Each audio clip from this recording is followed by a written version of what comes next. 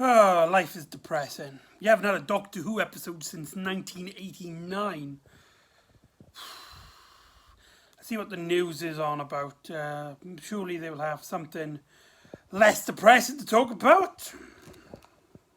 And now on BBC One, finally some good news for any sci-fi nerds out there, as Russell T Davies, the showrunner of Queer as Folks, has announced that he'll be taking up the role as showrunner on a new series of Doctor Who.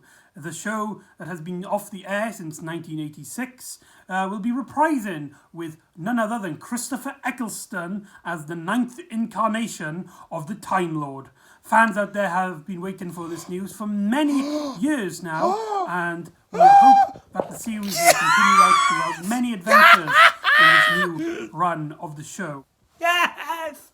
Woohoo! Hello and welcome back to the Doctor Who Marathon. I'm your host McEdam, and today we're going to be talking about the first story of the revived series of Doctor Who with Rose, written by Russell T Davies and is directed by Keith Blanc.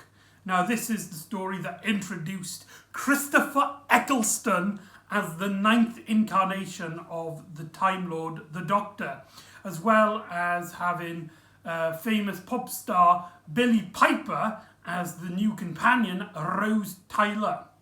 And wow, rewatching this for this marathon, I didn't realise how much of an emotional connection I had with this story.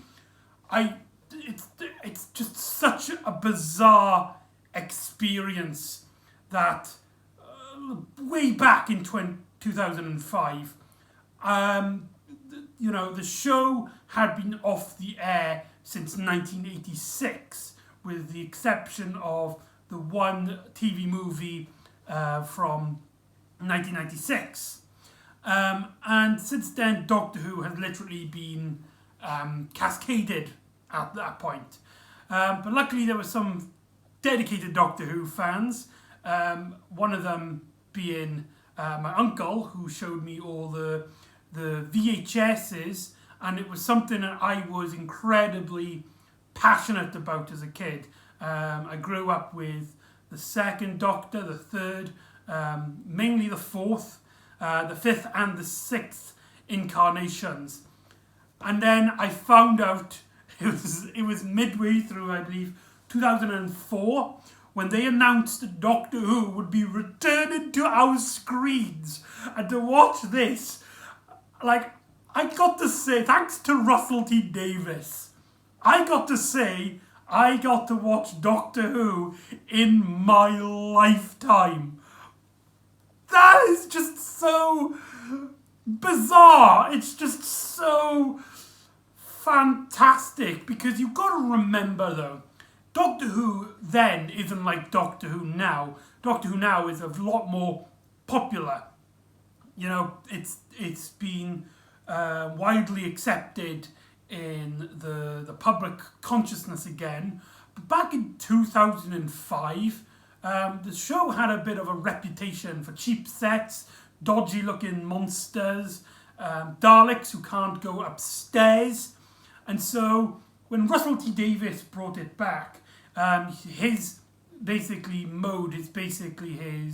style is to try and bring Doctor Who into the 21st century with some realistic designs and set. And I think there's nothing that's more prominent about this idea than with the 9th Doctor's costume. And gone is the long scarves and the fluffy coats and the curly hairs of previous incarnations.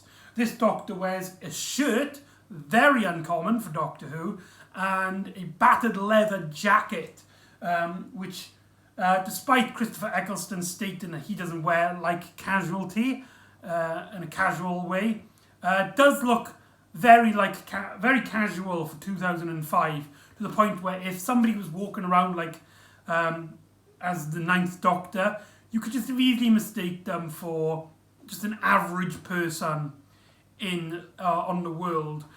We also have Rose Tyler being much more of a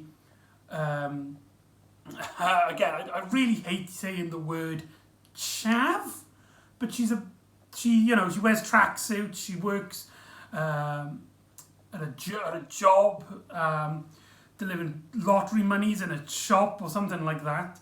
And also as well, to try and connect it with the past, it actually has the return of the Autons. And I think what's really great about this story is that the Autons inclusion is a fan reference. I mean, it's a monster from the classic series, and is also the first monster to be fought against the third Doctor, and now with the ninth Doctor. So that's really cool connection between those two Doctors.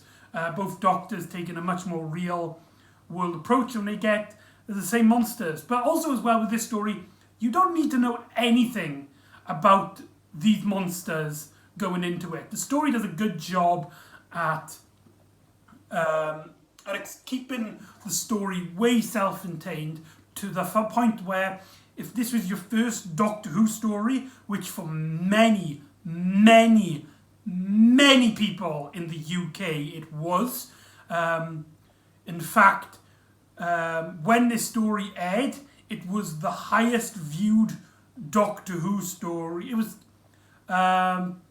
like the third most watched Doctor Who story of all time, just under City of Death was one of them, and Destiny of the Daleks. And Destiny of the Daleks had an advantage. ITV had no channels on at that time, so you can disqualify that. So this is technically the second most Doctor Who story of all time when it came out, and it was just ridiculously popular.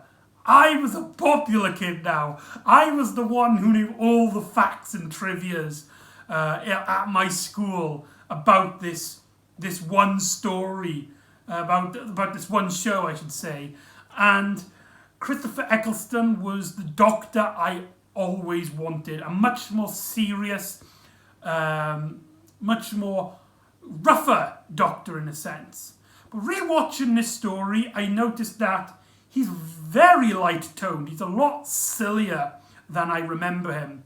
Obviously, he'll get darker throughout the series, especially when we talk about the war that is briefly mentioned in this story. But there's a lot of silly moments, there's a lot of goofy moments as well with his Doctor, especially when there's a great moment where Rose and him are walking through the flats, and he just keeps going, sort of, yeah. That's brilliant. Now, this is the official DVD cover. Starting with the new series, they actually gave a new cover to try and differentiate from the classic series. Something which I wasn't really a fan of. It used to drive me up the wall. In fact, fun fact, this is actually one of the first Doctor Who DVDs I ever owned. I believe it's the second, or I got it at the exact same time as I bought the Leisure Hive and the Three Doctors. Well, it was around about that time. And, you know, people who grew up with this story, this image is just so iconic. Look at that. Now, annoyingly, again, for me, in terms of these DVDs, is that they've paired separate stories on the exact same discs, so it's going to be really muddled. Now, like always, I printed off my own DVD cover to fit it with the classic series. This one is by Christopher Luthus, who does some really good Doctor Who DVDs covers. If you're interested, just type in Christopher Doctor Who DVDs. It's like literally the first site that comes up. He does a lot. That is just stunning. Now let's put this together, shall we? 1, 2, 3. There you go. So there you go. That's the cover right there with Rose dangling the TARDIS key, which is really cool. Here's the spine, if anyone's interested. I'm not keen on the title. I mean, sure, I understand Rose, she's the main companion and stuff, but it sounds very un-Doctor Who, just Rose. I don't know. Maybe I'm just overthinking it, and it has nothing really purposeless. And here's the back, and because the way the DVDs are set up, I put on the special features. Also includes the next 2 episodes. Now that's not all I own of this story, as not only do I own the actual story itself on DVD, I also own the novelization by Russell T Davies. This novelization came out in, I believe it was 2018. See if I can find it now. Yeah, this book's really bizarre. 2018. Bloody hell. This novelization extends the adventure a bit. I personally prefer it a little bit more than the Ed version, mainly because it's a lot more longer. It's a lot more it feels a lot more like depth to it. But it does create some really odd creative decisions, instead of expanding a bit more on Rose's and how she sees the Doctor and stuff with the Doctor himself, the majority of the extended bits of it is to do with Mickey and his group of this band that him and his mates have come up with, and the extended bits are about their relationships with each other, which makes the battle at the end, when the Autons attack, a little bit more dramatic as we get connected to all of these other characters and not just Rose's mother. We also have that scene in Clive's shed, which is now featuring every Doctor, including Doctors that we haven't seen yet, including a kid in a wheelchair and a bald, dark-skinned woman with a flaming sword, which sounds really promising. I can't wait to get to them, if we ever will. But yeah, it's very, very odd, and the ending just downright sucks in this novel. It's so goddamn stupid. Essentially, Clive's wife, Clive is the conspiracy theorist, if you don't remember. Really, she's just like, I will get my revenge on you, Doctor. One day I will get my revenge. And it's just so cheesy and corny, and I don't understand why Russell T Davies did this. Was he planning on following this up? Is Clive's wife going to become a villain in a later story? I would love to see Chris Chibnall hire Russell T Davies as a writer, and she becomes a villain of a 13th Doctor story. I think that would have been absolutely hilarious. That is just so stupid. But like I said, I do prefer it a little bit more than the main story. The main story is obviously just so much better objectively. It's a lot more, it's structured so much better, it's paced, it's got everything you need, it cuts out everything you don't need. But it's an extended version of Rose. How can you go wrong with that? You know? So I highly recommend you get the book. Yeah, it's not as well packed as the television series, but it's still pretty good. So there you go, the novelization. I just realised I've been talking so much, I don't think I have actually a lot of time to delve into the story itself. But we're going to try anyway. So, like I said, the story mainly focuses around Rose, and we get this really nice montage at the start of the story of seeing her in her day-to-day life. She goes shopping, she goes out with her boyfriend, we see her with her mum, she lives in a flat as she gets up. The opening shot is so goddamn iconic, as it shows like the moon and it shows the space, showing like right, this is what we got to look forward to.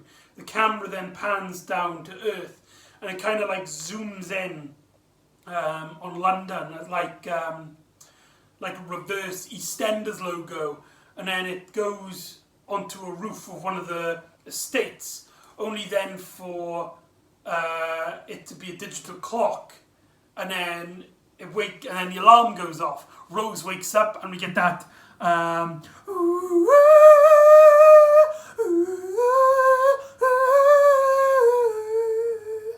that music, which is just really, really catchy. A lot of criticisms have come throughout all the stories in season 1 for that the music by Murray Gold is played way too loud, to the point where some of the voices get blurred out by the actual music.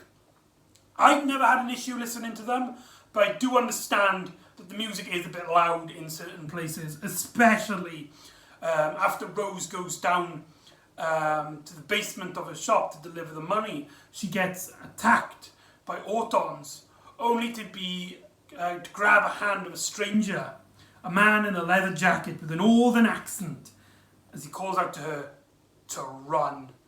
As they run off the road, run off the corridor, and the doctor basically escorts out to the building, explaining he's going to blow the shop up to make sure that these creatures don't go and destroy the world, essentially. And that moment, that Ninth Doctor's introduction, is so goddamn perfect. Now, interestingly enough, behind the scenes, Russell T Davies was the only person who liked this. Originally, all of the producers, the directors, Keith Blanc, and all of the other heads up at the BBC wanted the Doctor's introduction to be a lot more dramatic. You know, like he comes in like standing in the middle of a doorway, does like a massive speech, that kind of like idea. But Russell T Davies didn't like this because that was more for the fans. That was more for the viewing audience. The way it's now set up, with the Doctor just grabbing her hand, saying run, and they run her off as Roses have to basically pick herself up and ask all of these questions, puts us in the viewing eyes of Rose, allowing us to connect with her on that level. As Rose basically is wandering around, traumatized by this, as she sees her entire shop blow up. She goes back home. Mickey, played by Noel Clarke, was just a fantastic actor, by the way. He said he doesn't like Rose because he felt like his performance was really weak. I disagree heavily, but that's a fair opinion on himself, I suppose. So let's talk about like each of the characters. The Doctor, surprisingly, isn't in this much. Not till like the very end anyway. Majority, he's just sort of like, he appears for like a scene and then dissipates as Rose is left to figure out what's going on. After the explosion, we get some scenes with Rose, and then she meets up with the Ninth Doctor again as he's peering through her cat flap in such an iconic, and wanders into his flat. We got that really bit where he reads the book and he goes, sad ending. He reads a newspaper and goes, well, that won't work, she's gay and he's an alien. And then he looks in the mirror, which is a very big talking point for this story, because the Doctor makes references to his years and to his face. Now, lots of people have taken that to suggest this is the first time he had ever seen his face, suggesting that this is a newly regenerated Ninth Doctor. However, after an interview with Russell T Davies and Stephen Moffat, Russell T Davies basically proclaimed that was not the intention. him just looking at the mirror, commented on his years and stuff, is basically just like how like anybody comments on the features they don't like when they look at the mirror all the time. It wasn't meant to suggest that he was a newly re-energized Doctor, though it is a very similar scene to the Fourth Doctor's looking at his face in the story Robot, the Fourth Doctor's introduction story. So there's a parallel there. In fact, after the Doctor basically leaves, in this, one of the most fantastic scenes where the Doctor, Rose and the Doctor are discussing, and first like the Doctor's just like blanking her out in a sense. Really funny, it's like the Doctor's like, oh yeah, you think it's all about you, but you were just in the way. And then as the conversation gets on, Rose is like, hold on, so what you're saying is the world revolves around you? The Doctor's like, sort of, yeah. And then we get like a shot of the TARDIS as the Doctor's about to walk off to it, as Rose asks, who are you? And we probably have like one of the most greatest dramatic acting chops of Eccleston, which a lot of people, you know, you get a few stories before you get that moment where the Doctor is the Doctor.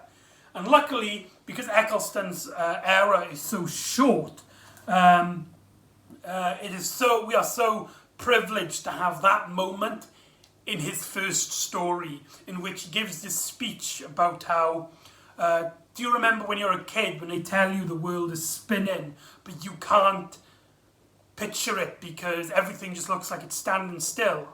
I can feel it.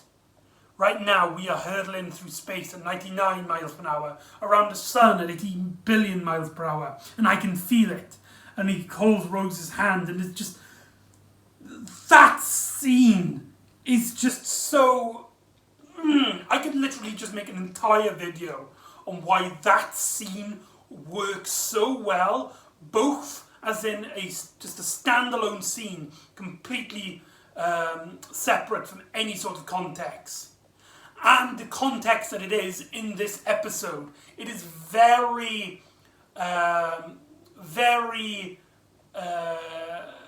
smart. It's very good. And like I said, like the Doctor does hardly appear.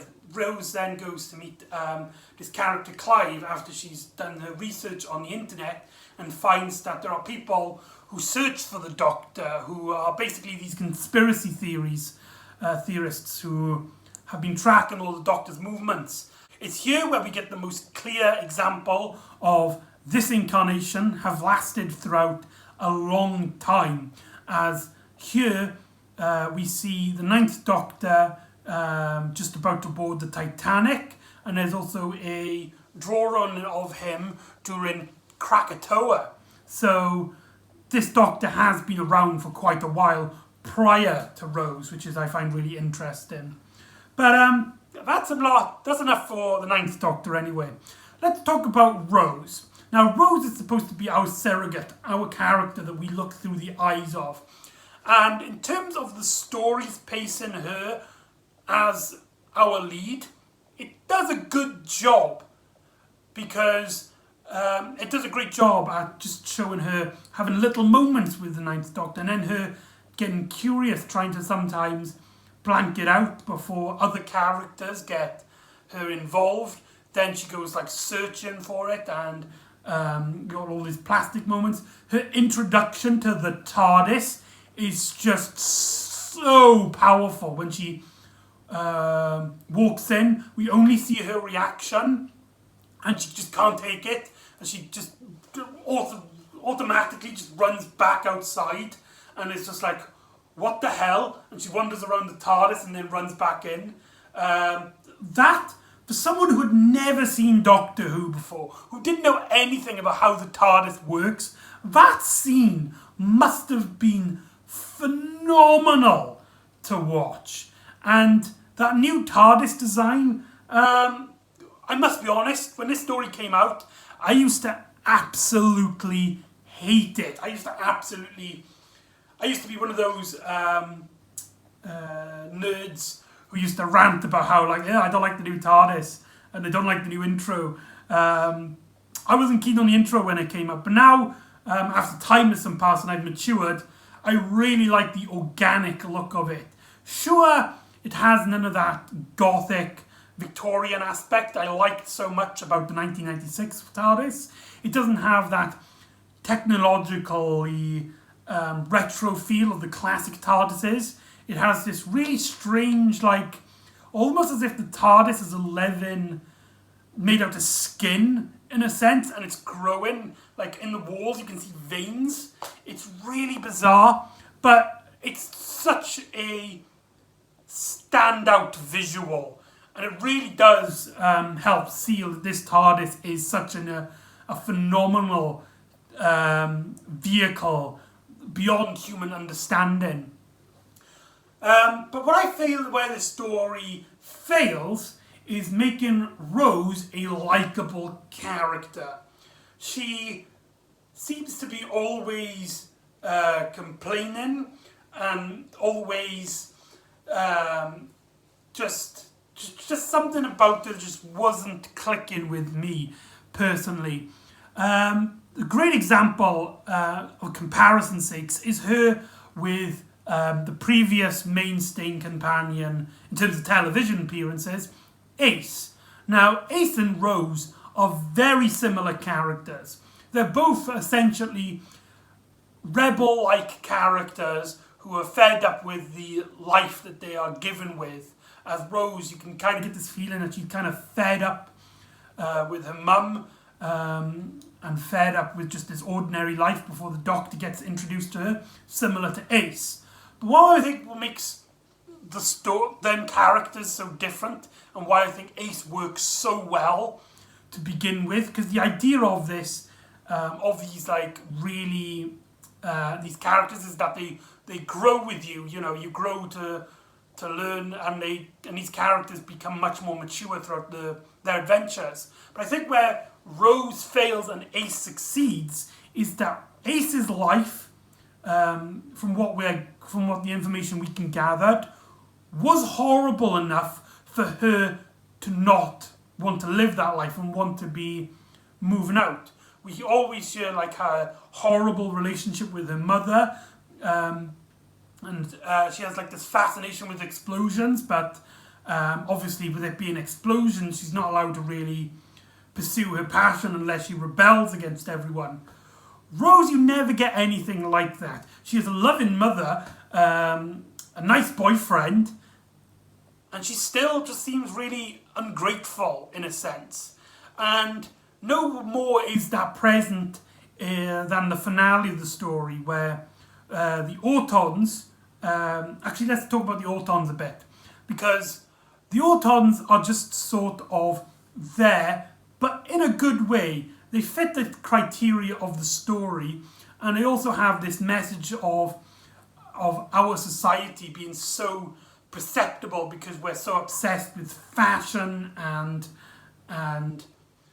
you know, all these ideologies. Of course, this is just a very light theme. The Autons don't have that much to do in the story until the very end when the invasion starts happening. But I really like their first scene where we see first we just see one of them moving their heads like this, and then they all start to come to life and they move almost robotically and clunky. It reminds me a lot of that scene in The Greatest Show in the Galaxy, in which Ace is trapped in that little cabin. Again, a lot of comparisons between Ace and Rose. I don't know why my brain keeps I keep comparing those two characters, I don't know why. And then later on we get to meet the next gene, Consciousness, who's taken a vastly different appearance since we last saw him in, I believe it was Spearheads in Space. I don't believe we actually see the Nestine in Terror of the Autons. I could be wrong, however. So yeah, let's get back to the ending and my problems with Rose, because basically everything's setting off and stuff, and yeah, we get this moment where she's kind of sad because Mickey, her boyfriend, she believed was dead at the point. Then all of a sudden she found out he was alive, and the doctor's like, there was always a possibility he could res a thing, and she's kind of annoyed by that. Fair enough. And the doctor then basically is like, I'm not here to kill it, I'm going to give it a chance.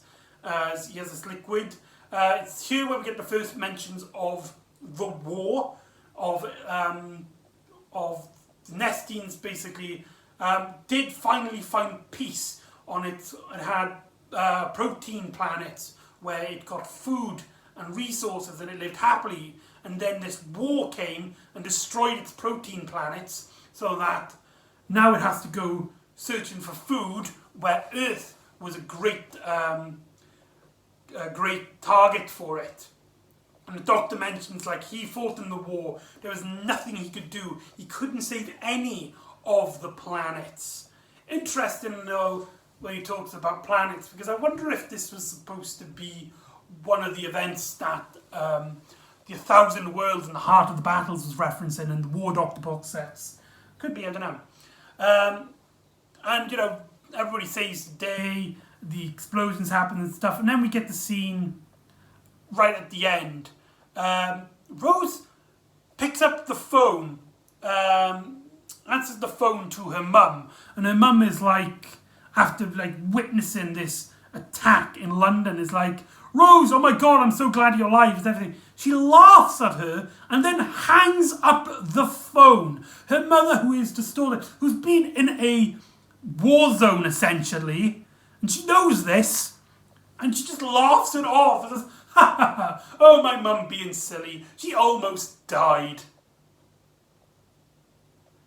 Yeah, and then the doctor is offering to take her on the ship. It's like, we can go anywhere. And originally she turns it down. It's like, I'm sorry, but someone's going to look after Mickey and my mum and stuff. And the doctor's like, okay. And the TARDIS dematerialises. And I think it's the first time in the new series we see the TARDIS dematerialise at the end. And Rose starts walking off until the doctor reappears and says, oh, did I mention it can also travel in time? And Rose turns to Mickey and says, thanks. Mickey is like, what for? Rose? Exactly. Kisses him on the cheek and runs off. I didn't understand what the hell this scene was supposed to be like thing when I first watched it. Maybe I was a stupid kid. I just read, I was like, that's a really weird line, really weird dialogue. But after watching some reviews and, you know, like, understanding a bit more context of, like, the real world, I understand what this scene was trying to do. Rose was basically trying to say, it's trying to basically like a quirky way of Rose saying to Mickey, thanks for nothing. Now I'm going to go off with this other guy who's offering me space and time. You gave me nothing. What? Which, and she's supposed to be our main lead, our main character. Sure, she's a great main character for the plot, but in terms of her as a likeable companion who we grow to like and want to watch, I feel like this story fails on her on that, which I know is a very controversial opinion because Rose was a very popular character when she came out. Rose, like, lots of people gravitated towards Rose. I'm personally just not one of them. If you like Rose, that's perfectly fine. You have every right to like Rose. Like, there's nothing harmful here, really. I mean, I feel like that bit at the end is a kind of harmful message, but, you know, apart from that, really, she's really like a harmless character, and a lot of people do gravitate towards her. Just for me, I just didn't like Rose herself. And there you go, that's Rose, the first ever story of the new series. Overall, a lot of it holds up well. The directing, Keith Blanc is a fantastic director. There's a lot of great shots. Russell T Davies's writing is superb. He really loves his quirky dialogue, which will become more prominent when we get later on into his stories. Christopher Eccleston probably has, in my opinion, the best introduction for a Doctor. This story sets up his Doctor phenomenally well, and it's easily the best introduction of a new Doctor in the revived series, in my opinion. Where I think the story fails is Rose, essentially. I feel like despite her role in the story being works very well, and it's really hard to really complain about the story, but Rose herself, her as a person, I just did not like. But that's just me, that's my personal opinion, and I think that bumps it down from being a fantastic story. So there you go, that's Rose. So join me next time when the Doctor takes Rose to see the Earth destroyed and there's nothing they can do about it. In fact, the Doctor refuses to do anything about it. As I'll see you next time for the end of the world. And I'll see you next time on the Doctor Who Marathon.